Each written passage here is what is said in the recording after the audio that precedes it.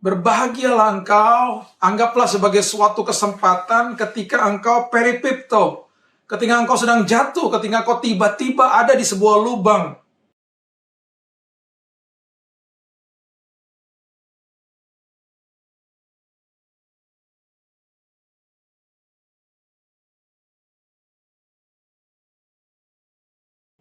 Shalom Bapak Ibu yang terkasih di dalam Tuhan. Pada hari ini kita akan membahas firman Tuhan dengan judul terobosan. Terobosan. Saya sudah begitu letih dan capai untuk mendengar keluhan-keluhan dari banyak orang, dan ironisnya banyak jemaat yang hidup di dalam ketakutan karena percaya dengan kebohongan-kebohongan iblis. Kita mau belajar dan terus belajar.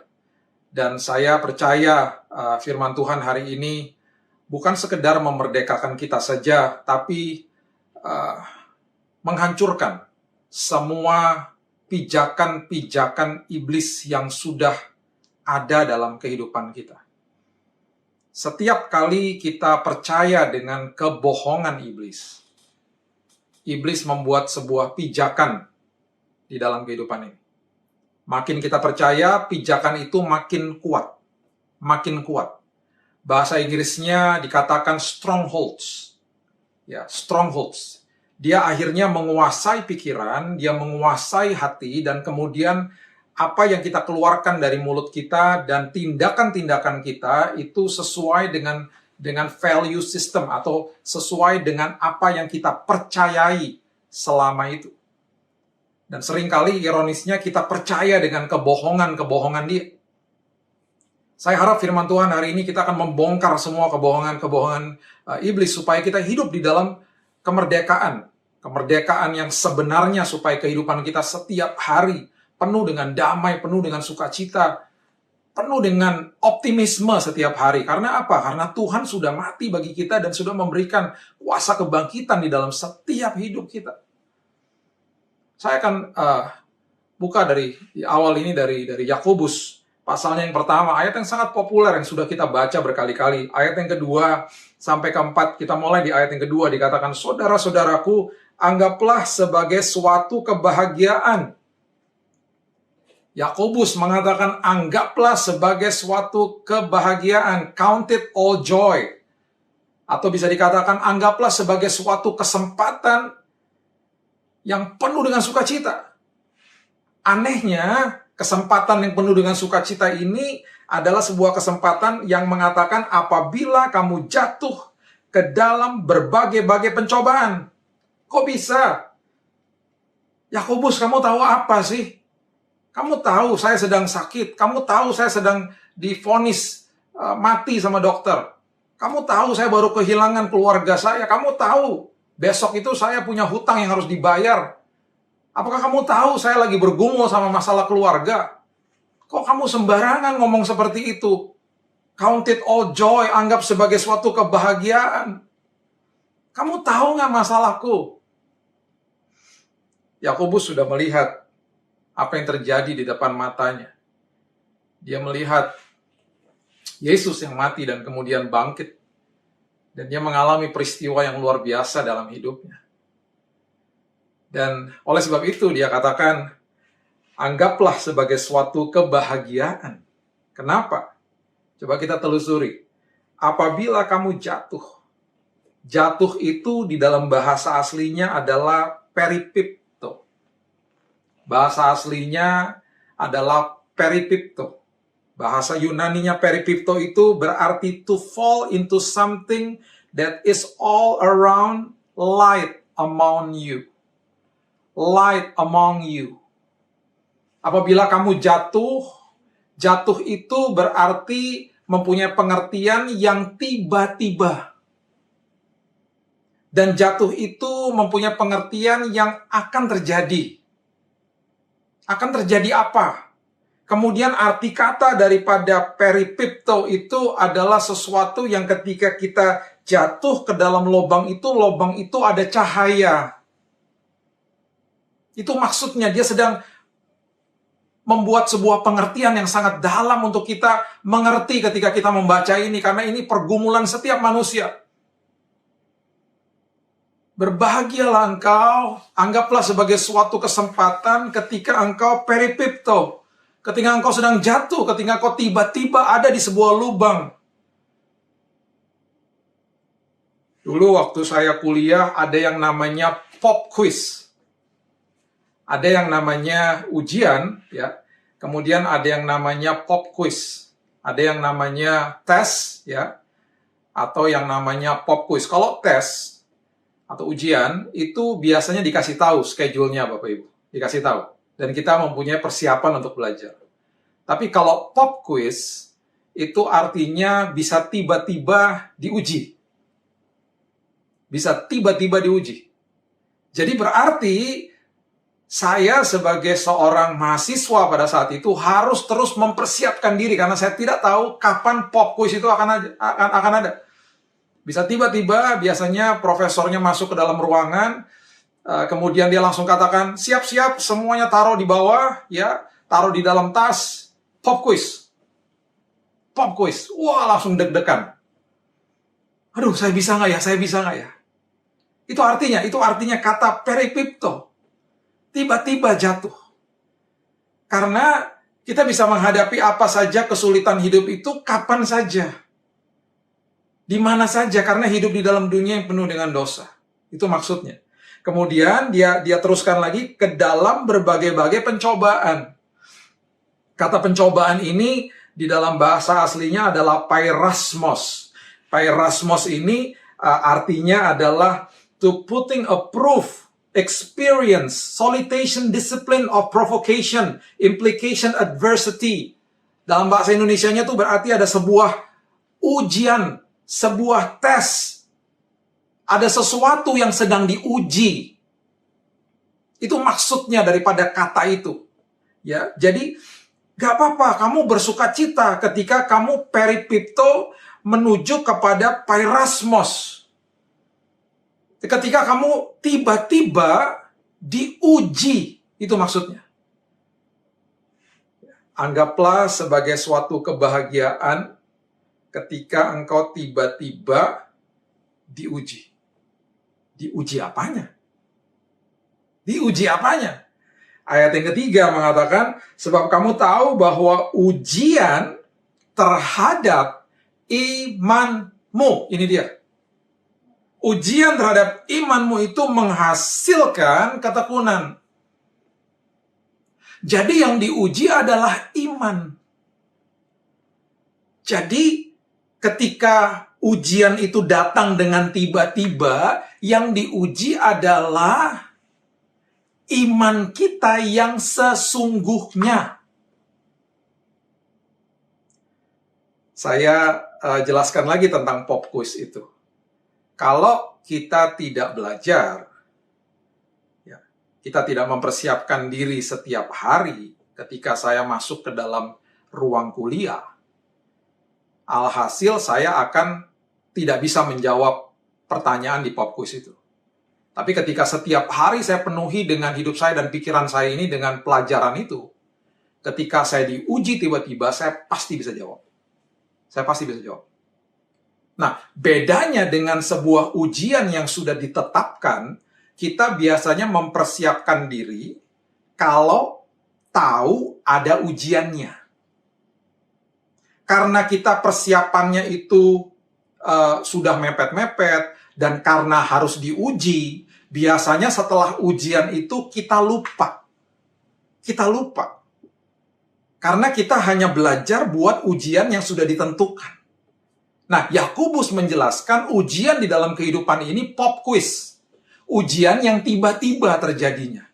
Dan dia katakan ketika engkau jatuh, ya, kata itu adalah ketika engkau jatuh ke dalam sebuah lubang itu, di dalam lubang itu ada cahaya. Ada cahaya Kristus yang luar biasa. Jadi tenang aja. Jadi ketika engkau tiba-tiba diuji, Kristus ada di situ. Itu maksudnya dia. Makanya dia katakan, berbahagia aja. Kamu berbahagia aja. Karena ini kesempatan, ya, ketika kamu tiba-tiba diuji, kamu masuk ke dalam sebuah ranah ujian ini, Kristus ada di situ, kamu akan berjumpa dengan dia, kamu akan mengalami Kristus dengan lebih dalam lagi. Dan kata ujian yang ada di ayat ini adalah menguji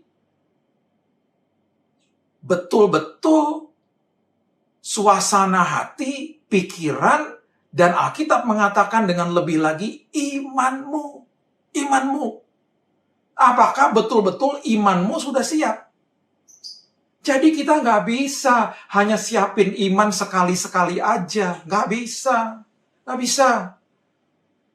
Karena yang terjadi adalah ujian yang tiba-tiba. Makanya iman itu harus dipersiapkan dengan matang setiap hari. Karena disitulah ketahuan ketika kita masuk ke dalam ujian, apakah iman kita itu teguh atau tidak. Di saat itu iman kita yang sebenarnya kelihatan. Makanya persiapan iman, meneguhkan iman itu setiap hari. Iman timbul dari pendengaran akan firman Allah. Berarti setiap hari.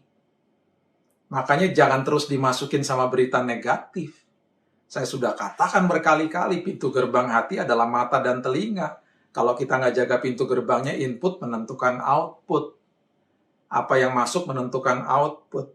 Jadi, Bapak Ibu, ujian terhadap iman kita itu, ayat 3 mengatakan menghasilkan ketekunan. Ya, menghasilkan ketekunan. Kemudian dilanjutkan di ayat yang keempat, dan biarkan ketekunan itu ketika sudah mulai develop ketekunan, sudah mulai ada progres gitu ya, karakter sudah mulai bertumbuh ya, jangan stop. Jangan stop.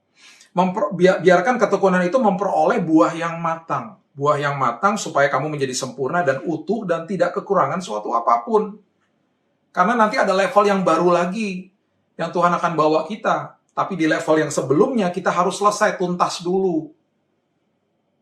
Jadi kalau orang itu mau sehat biasanya pergi ke gym. Ya. Jangan tinggalkan gymnya. Itu maksudnya exercise sampai selesai. Di exercise sampai selesai.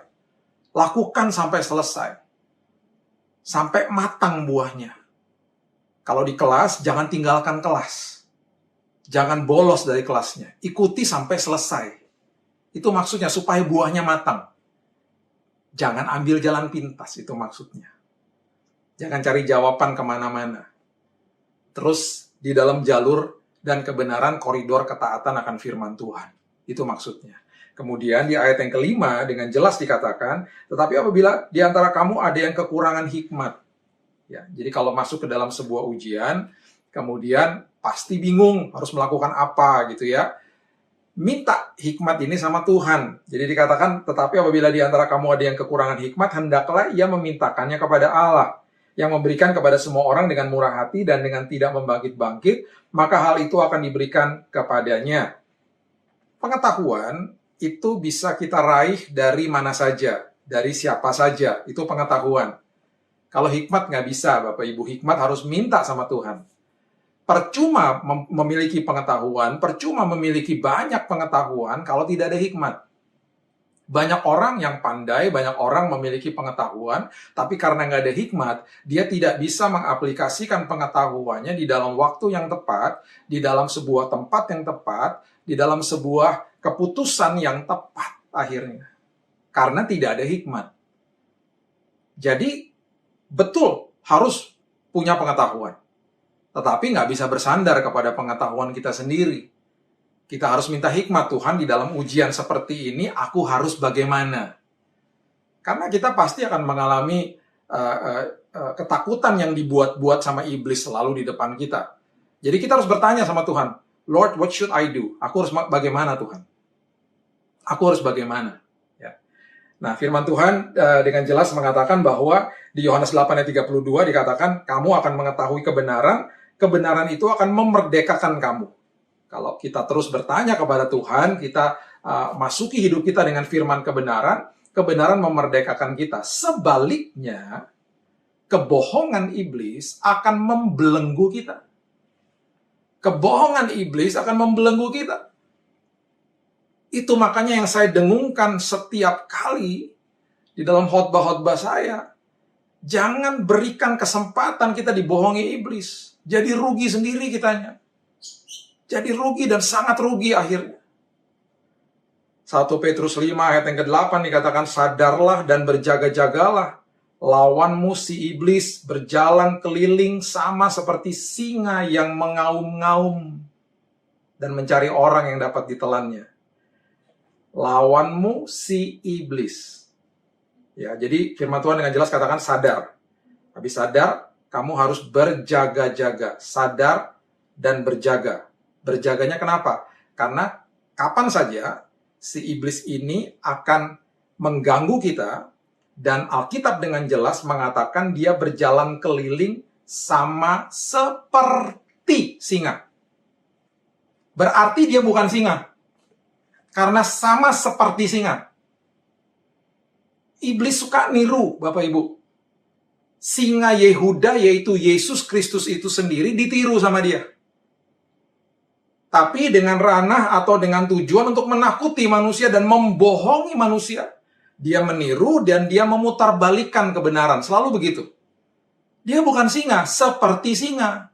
Makanya kita seringkali, kerap kali ketakutan. Makanya Alkitab sudah memberitahu kita, sudah warning kita. Hati-hati loh. Nanti kalau dia datang, seolah-olah memang tampangnya itu seperti singa. Tapi dia bukan singa. Dia seperti singa. Kemudian apa yang dilakukan? Dia akan mengaum-ngaum karena dia nggak bisa apa-apa yang lain, ya. Karena hidup kita sudah dimiliki Roh Kudus, dia hanya bisa mengaum-ngaum hanya di pikiran. Nggak punya akses ke dalam hati. Makanya the mind is a battlefield. Dia selalu mengaum-ngaum hanya mengganggu pikiran. Makanya bayangkan kalau pikiran kita diisi sama kebenaran, pikiran kita mengerti ketika saya masuk ke dalam sebuah ujian, saya harus bagaimana, kita dari situ saja sudah menang. Kita nggak akan gampang ketakutan. Itu yang saya katakan berkali-kali. Takut itu normal. Tapi jangan hidup di dalam ketakutan. Itu yang nggak boleh. Takut, semua manusia pasti mengalami takut. Karena kita manusia punya perasaan. Tapi jangan hidup di dalam ketakutan. Kemudian dikatakan dia mencari orang yang dapat ditelan. Berarti ada orang-orang yang tidak dapat ditelan. Saya percaya yang menonton khotbah ini pada hari ini adalah orang-orang yang tidak dapat ditelan dengan kebohongan dia. Tidak dapat ditelan. Karena apa? Karena kita sadar dia hanya seperti singa yang mengaum-ngaum. Nggak ada apa-apanya. Itu yang terjadi sama Simson. Hakim-Hakim 14 ayat yang kelima firman Tuhan katakan begini. Hakim-Hakim 14 ayat yang kelima dan keenam dikatakan, lalu pergilah Simson beserta ayahnya dan ibunya ke Timna. Ketika mereka sampai ke kebun-kebun anggur di Timna, maka seekor singa muda mendatangi Simson dengan mengaum. Gambaran iblis. Singa itu datang kepada kita, ujian itu datang kepada kita dengan tiba-tiba. Dan apa yang Alkitab katakan? Mengaum. Hanya bisa mengaum. Ini yang luar biasa. Ayat yang ke-6. Ini adalah gambaran umat Tuhan yang sudah ada roh Tuhan di dalamnya, yaitu saudara dan saya. Dikatakan pada waktu itu berkuasalah roh Tuhan atas dia.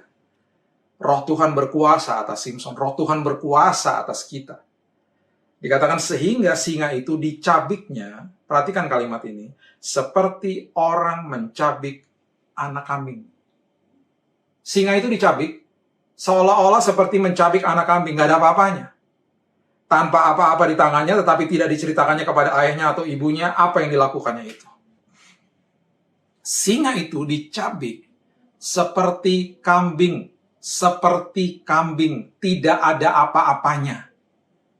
Jadi yang kita perlu perhatikan, kebenaran yang kita perlu perhatikan, ketakutan-ketakutan, negatif news, hal-hal yang negatif, hoax, dan lain sebagainya, yang disebarkan di mana-mana oleh iblis, itu hanya seperti singa yang mengaum-ngaum, dan ketika kita hadapi dengan firman Tuhan, itu seolah-olah seperti anak kambing yang gak ada apa-apanya. Itu seperti itu. Saya teringat di SD dulu.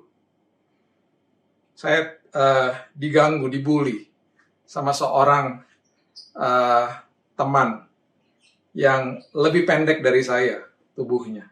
Saya waktu itu lebih besar dari dia dan dia lebih pendek dari saya. Setiap kali saya dibully sama dia, saya diam. Saya diam. Dan memang karena diam itu karena saya takut. Tapi kemudian teman-teman saya pada datang kepada saya bilang gini, Bill, badan kamu tuh lebih besar, Bill. Kamu kalau diganggu sama dia, kamu lawan dong. Stand up for yourself, lawan dong. Jangan cuma diam aja, karena teman-teman saya juga gemes. Ayo dong, kamu tuh paling besar di kelas kita. Kamu yang paling tinggi, paling besar, ayo lawan dong. Karena mereka juga takut. Satu hari, ketika dia mulai bully saya kembali, saya teringat kata-kata teman-teman saya, dan kemudian mereka ada di sekitar saya, dan mereka katakan, ayo, kamu berdiri dan kamu lawan. Saya berdiri. Saya berdiri dan ketika saya lupa saya ngomong apa. Ketika saya labrak dia dengan kata-kata, saya tidak pukul, saya bicara dengan suara yang cukup keras. Dan saling tantang-menantang. Akhirnya dia mundur. Dan sejak hari itu dia tidak pernah ganggu saya. Seringkali ketika ada masalah yang iblis berikan, terlihatnya selalu mengerikan. Karena Alkitab sudah memberitahu kita. Ini yang saya mau ungkapkan kepada kita semuanya, untuk kita makin mengerti kebenaran firman. Tuhan terus mengungkapkan hal-hal yang penuh dengan kebenaran yang memerdekakan. Dia hanya seperti singa yang mengaum-ngaum. Kemudian ketika kita lihat kisah daripada Simpson, ketika Simpson mengoyakkan rahang daripada singa itu, seolah-olah seperti anak kambing. Gak ada apa-apanya. Bapak Ibu, selalu kita mulai sebuah tindakan atau sebuah respon kehidupan itu mulai dari pikiran. Ya, mulai dari pikiran. Oleh sebab itu, jaga pikiran kita. Jaga pikiran kita. Saya tahu pasti kita punya WhatsApp group, dan di WhatsApp group kita itu pasti ada 1-2 orang yang selalu setiap hari sangat-sangat suka dengan mengirimkan berita-berita yang negatif dan lain sebagainya. Dan itu sudah biasa. Saya beberapa kali kalau saya kenal dekat, saya tegur orangnya. Saya bilang, janganlah seperti itu. Banyak berita yang lebih baik yang bisa dikasih. Jangan termakan sama hal-hal seperti itu. Amsal 23 ayat yang ke-7 mengatakan, sebab seperti orang yang membuat perhitungan dalam dirinya sendiri, demikianlah ia. Whatever you think about yourself, that's the way you are. Sebab seperti orang yang membuat perhitungan di dalam dirinya sendiri, demikianlah ia. Jadi oleh sebab itu, setiap hari apa yang kita pikirkan akan menentukan tindakan, akan menentukan sikap kehidupan kita, menentukan masa depan kita. Ya. Jadi kita harus paham, seringkali iblis akan fabricate the evidence. Dia akan membuat kenyataan hidup itu kelihatannya menakutkan. Yusuf, waktu dia dijual ya oleh kakak-kakaknya ke Mesir, bagaimana mereka memberitahu Yakub ayahnya supaya ayahnya itu mengerti apa yang terjadi. Mereka tidak mau ngaku bahwa mereka menjual adiknya ke Mesir. Yang mereka lakukan adalah mereka mengambil jubah daripada Yusuf, mereka memotong seekor kambing, mereka mencelupkan jubah itu di darah daripada kambing itu dan diberikan kepada ayahnya, seolah-olah anaknya itu dimakan binatang buas. Kejadian pasalnya yang ke-37 ayat 33 mengatakan, ketika Yakub memeriksa jubah itu, ia berkata, ini jubah anakku. Binatang buas telah memakannya, tentulah Yusuf telah diterkam. Ini yang kita sering kali katakan, padahal itu berita bohong. Fabricate the evidence. Memutarbalikkan kebenaran. Mengelabui kita. Seolah-olah, waduh, anakku mati diterkam, dibohongi. Itu yang terjadi selalu. Dan kemudian setelah pikiran kita mulai dikuasai, kita mulai dikuasai juga di dalam perkataan kita. Amsal 18 ayat 21 mengatakan, hidup dan mati dikuasai lidah. Siapa suka mengemakannya akan memakan buahnya. Siapa yang suka bicara-bicara negatif akan makan buahnya. Jadi hati-hati dengan hal-hal seperti itu, perkatakan kebenaran. Makanya firman Tuhan yang pernah saya sampaikan juga ya, jangan kamu khawatir dan berkata. Jangan kamu khawatir dan berkata. Di Matius 6 ayat 31. Tuhan katakan jangan khawatir. Setelah kamu jangan khawatir, sekarang kamu jangan berkata. Berkata apa? Ngeluh berarti. Ngeluhlah, aduh gimana ya, aduh bayar uang sekolah gimana ya, aduh suami di PHK nih, aduh gimana ya, aduh income lagi menurun nih dalam musim yang sulit ini, dan lain sebagainya. Selalu dari doa sampai kepada jawaban doa, itu adalah masa di mana orang banyak yang menyerah. Itu adalah ujian daripada iman kita yang sebenarnya. Itu yang Yakobus katakan, ya, iman kita diuji di situ. Dilihat kebenarannya, keabsahannya dilihat di situ. Makanya persiapan itu harus setiap hari. Ya. Makanya hati-hati dengan perkataan. Ketika kita akhirnya membentuk sebuah belief system, kita akhirnya mengatakan perkataan-perkataan yang negatif terus. Makanya penuhi dengan apa? Penuhi dengan ucapan syukur. Ucapan syukur adalah bukti daripada iman. Itu ucapan syukur. Ucapan syukur adalah dasar daripada penyembahan. Ucapan syukur adalah bukti daripada iman.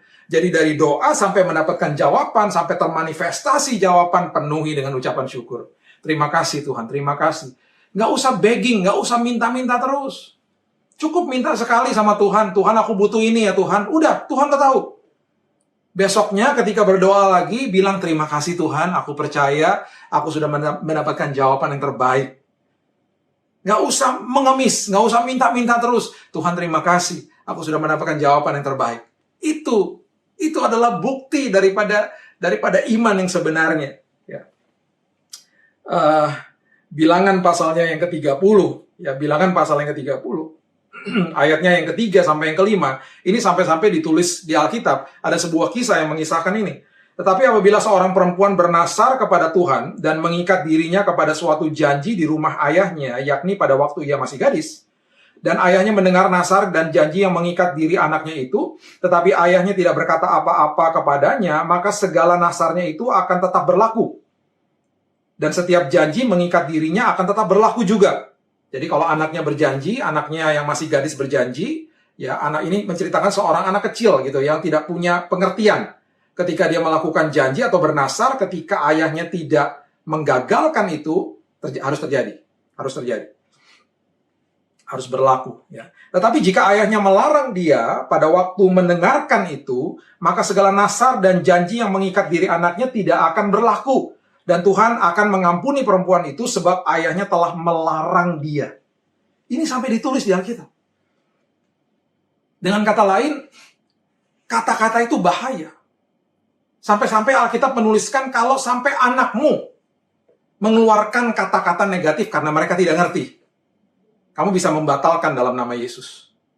Seringkali mungkin kita mendengar anak-anak kita berkata-kata negatif. Betul, kita harus edukasi mereka. Dan kita bisa membatalkan dalam nama Yesus. Tidak akan terjadi atas hidupmu. Karena dari kata-kata timbul kehidupan, dari kata-kata timbul kematian. Hati-hati dengan perkataan kita. Kalau kita terus memperkatakan kata-kata negatif, lama-kelamaan kita akan hidup kita seperti itu.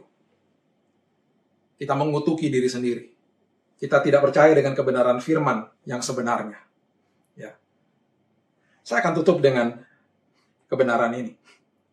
2 Samuel 5, ayat yang ke-17 mengatakan begini. Ya, 17, 18, dan 19 mengatakan begini. Ketika didengar orang Filistin bahwa Daud telah diurapi menjadi raja atas Israel, maka majulah semua orang Filistin untuk menangkap Daud. Tetapi Daud mendengar hal itu, lalu ia pergi ke kubu pertahanan. Ada musuh datang, kita juga biasanya bertahan. Gimana nih Tuhan caranya? Ketika orang Filistin itu datang dan memencar di lembah Refaim. Sama seperti iblis, memencar, menyerang di semua aspek kehidupan. Ayat 19 dikatakan, bertanyalah Daud kepada Tuhan. Bertanyalah Daud kepada Tuhan. Apakah aku harus maju melawan orang Filistin itu? Akan kau serahkan mereka ke dalam tanganku? Kemudian Tuhan menjawab Daud. Ya. Daud lagi minta hikmat sama Tuhan. Tadi kita sudah belajar, Daud minta hikmat. Ya, kemudian Tuhan menjawab Daud, majulah, ya, sebab aku pasti akan menyerahkan orang Filistin itu ke dalam tanganmu. Ya, ini ditulis di dalam satu ayat. Daud berdoa, Tuhan menjawab, tertulis semuanya dalam satu ayat. Seringkali ketika kita bertanya kepada Tuhan dan mendapat jawaban itu tidak ada di dalam satu ayat. Ada masa tunggu biasanya. Itu yang saya katakan tadi. Penuhi masa tunggu itu dengan ucapan syukur.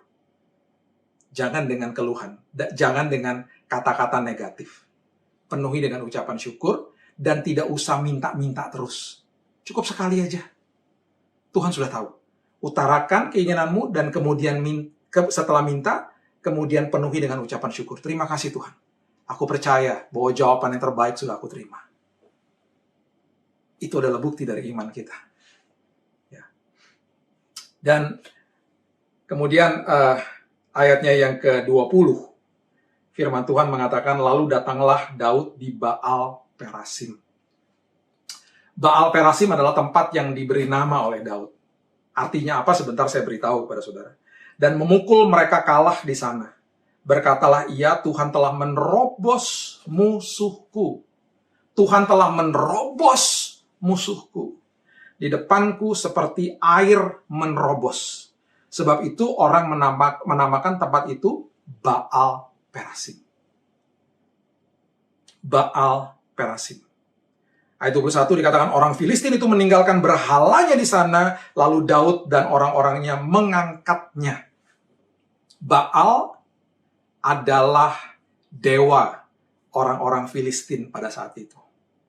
Dan mereka berpikir ketika ada Baal di lembah itu, atau di bukit itu, mereka pasti menang melawan Daud. Melawan bangsa Israel.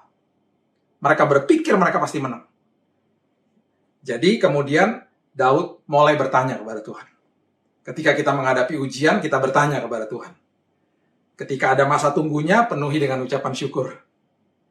Ya, penuhi dengan ucapan syukur. Serahkan kepada Tuhan. Minta hikmat kepada Tuhan. Pengetahuan baik, tapi tanpa hikmat percuma. Tanya sama Tuhan, apa yang harus aku lakukan? Dan ketika Tuhan menjawab, dan pasti menjawab, firman Tuhan mengatakan, Tuhan telah menerobos musuhku di depanku seperti air menerobos. Kata perasim itu adalah artinya menerobos, menghancurkan Baal. Menghancurkan Baal.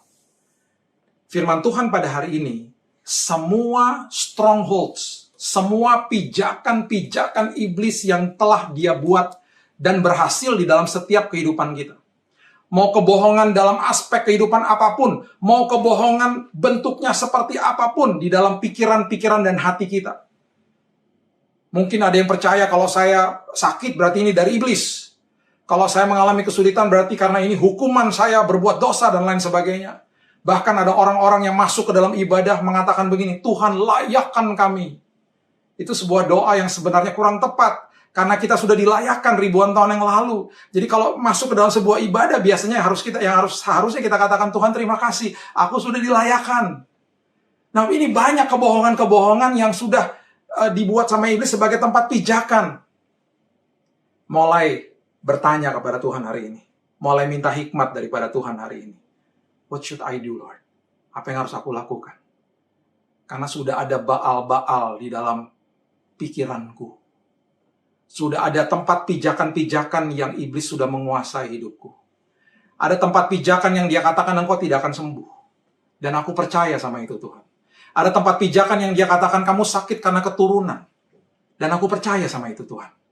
Ada pijakan-pijakan iblis, strongholds iblis yang mengatakan kamu tidak akan keluar dari masalah rumah tanggamu, akan hancur.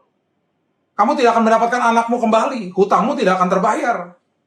Dan semua apapun kebohongan-kebohongan itu sudah menjadi tempat pijakan Tuhan.